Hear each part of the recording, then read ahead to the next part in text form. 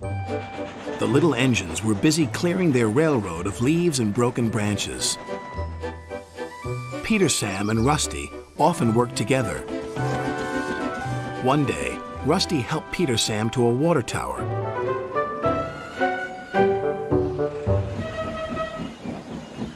Peter Sam felt much better after his long drink, but the freight cars were bored. Let's break away. Their loads were heavy and the couplings old. One snapped.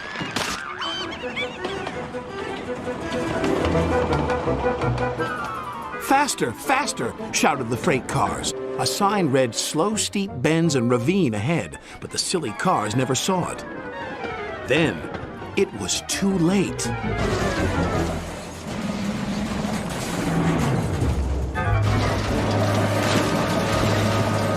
Peter Sam arrived at the scene of the disaster. His driver sighed.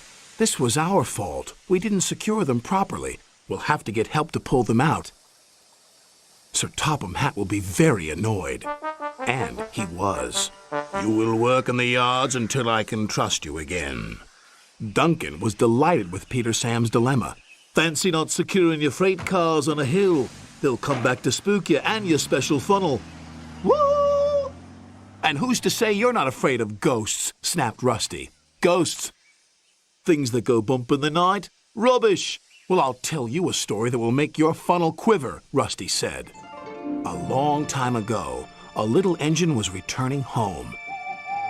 It was a misty, moonlit night. Suddenly, the engine lost control and plunged over the side into the swamps below.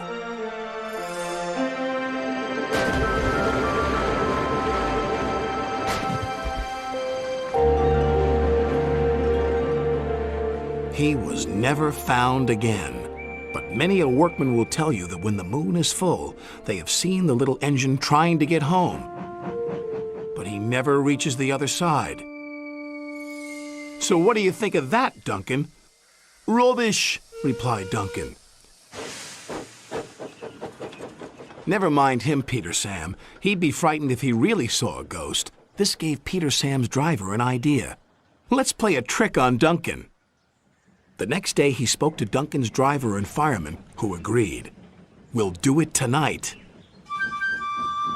Duncan had to take coal cars to the slate mines and then bring cars back. Duncan's driver decided as part of the plan to cross the old iron bridge. Haunted bridge. Rubbish, snorted Duncan. It's as tame as a pet rabbit. But all the same, he kept thinking about Rusty's story. When dusk fell, he was keen to leave. If we don't go now, Scarloey will take my favorite place in the sheds. We have to collect our cars first, his driver replied. He could see their plan was working because Duncan was nervous. When night fell, they set off. The mists were rising around the old iron bridge. Duncan whistled, and the sound echoed everywhere.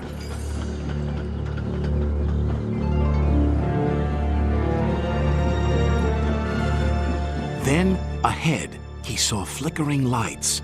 His driver knew they were only insects that shine brightly at night, but to Duncan they looked like an engine. Next, his driver secretly threw a rock from the cab into the ravine below. It's the ghost! Take me back! Take me back, please! When Duncan reached the safety of his shed, he closed his eyes tightly. Spooked, are you, Duncan? Laughed his driver. No, I'm asleep. And Duncan refused to open his eyes. He did, though, when he thought his driver wasn't looking, just to make sure that he was still there.